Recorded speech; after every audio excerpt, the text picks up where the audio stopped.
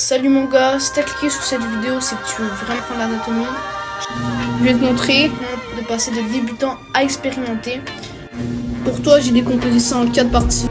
D'abord les fondations, ensuite la gesture, l'application de l'anatomie et ensuite on pourra plonger dans le dessin libre. Je sais que t'es impatient de dessiner des poses complexes, mais crois-moi, j'ai fait cette erreur aussi.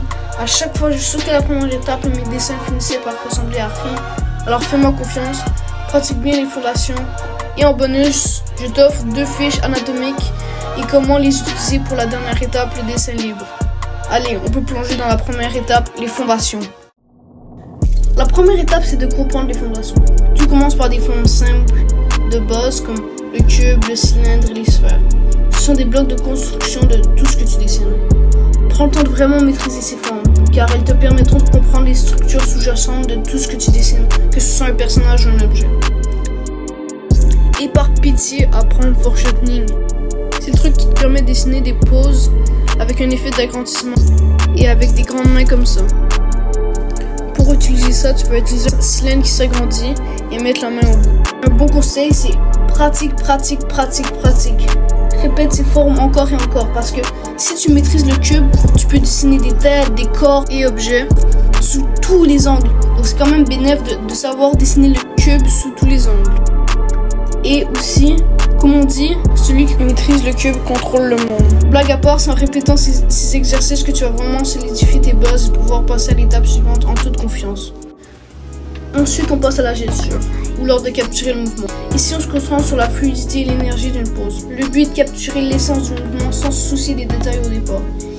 Imagine essayer de dessiner une ligne d'action en S avec un mouvement fluide. Arrête de dessiner des poses rigides et symétriques. Le corps humain n'est jamais parfaitement aligné et c'est ce qui le rend intéressant. Un excellent exercice pour maîtriser le geste, c'est de calquer des références. Mais attention, l'idée n'est pas de copier exactement, mais de comprendre comment le corps se déplace et se déforme. Reproduis ces mouvements encore et encore jusqu'à ce que tu sois satisfait du résultat. Moi, je te propose Sketch Daily pour les références. Il y a des milliers de références que tu peux utiliser à chaque jour. Ils sont tous différents, avec plein de mouvements et du rythme. Encore une fois, c'est la répétition qui fera la différence. Plus tu pratiques, plus tu développeras ta propre sensibilité au mouvement et ça se sentira dans tes dessins. Ok, on peut plonger dans la dernière étape, l'application d'anatomie. C'est ici que les choses vont devenir intéressantes et plus complexes. Connaître les muscles, les os et comment ils interagissent te permettra de donner une dimension réaliste à tes personnages. Mais attention, t'as pas besoin de devenir un expert en anatomie et savoir dessiner tous les muscles. Je suis pas un fou les gars, mais il est important de comprendre les bases. Ok les gars, c'est la partie la plus ennuyante de la vidéo.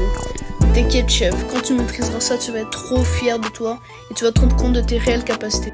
Toi-même tu vas être étonné de tes propres dessins. Ok, plongeons directement dans le vif du sujet. Donc les gars, ici, c'est du 80-20, la règle de Pareto. T'as juste à savoir les muscles primordiaux.